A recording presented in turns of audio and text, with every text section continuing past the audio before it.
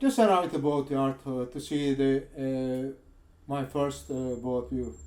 Apologies for the handshaking camera recording, as this is my first time recording from my phone.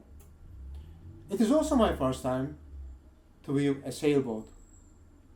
So this is a Vessel Centaur, 26 feet boat, 1975. It is an old boat, but according to my understanding, Vessel Centaur boats are strong boats.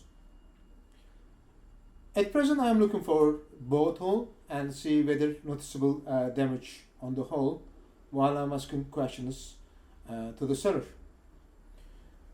This boat has been advertised with a reasonable price and open offers. That's why I came here.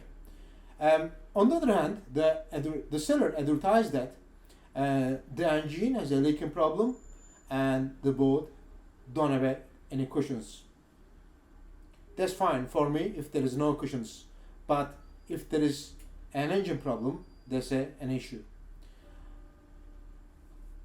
However, when I look at the boat from outside, in general, it looks okay for the asking price.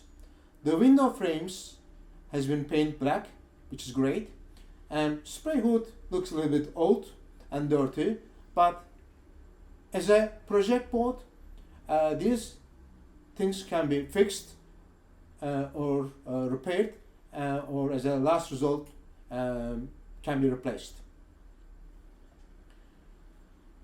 The seller had this boat about 3 years, and I believe that his main goal was living on the boat as well as sailing, because he make it nice galley in the boat. That what it took my attention when I saw the advertise. The mast has got a radar reflector and wind instrument along with the VHF antenna. I believe that they both works. So this is the galvanic isolator underneath the cockpit, just under the shore power circuit breaker. Some sails at the back in a blue back. There is a 12-volt control panel with a battery power indicator for both house and starter battery. Amperage and engine working hours. In here, I did try to catch water inlet pipe, but I couldn't. V-berth. Water tank is under the V-berth. I've been told that there is no access, and also I've been told that that's normal for Vessel Centaur construction. There is a main socket on the V-berth, which I find is quite useful. There's a few in the galley as well. Life jackets in here, in the back. Asking questions to seller about the chain and chain locker, windows. Hatch seems to be large enough for me to escape if there is an emergency. Both documents about the boat past, which is great. Housing, which is nice long galley fitted by the seller, I find is great. There's a two taps, stainless steel and plastic, which is quite nice. Water pump and accumulator for the stainless steel tap.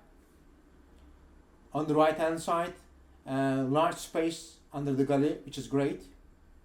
Lying down on the berth and look at the back end of the boat and feel whether I connect the boat. So far I feel okay, which is good, quite nice. VHF antenna, VHF radio, compass and documents in here. This boat has got two batteries. The first one is in here. I believe this is a house battery. I also believe this is asset battery. Needs to be replaced if I buy the boat. Cockpit drain pipe. There is also another battery on the other side of the boat. I believe that one is the starter battery. this one, and there's also another cockpit drain pipe next to the battery, which I've been told that it should be open all the time. The chains looks a little bit rusty, and I'm not sure how strong it is. If there's a surveyor comes, well, I'm hoping that the surveyor will come if I make the process. The surveyor will check the chain and will tell me hopefully about the chain. Volvo Penta engine 2002. It seems to be okay, but we know that there is a engine leaking problem, and that creates a rustic fluid under the engine. I believe that this mix of diesel and water. There is a stainless steel fuel tank behind the engine.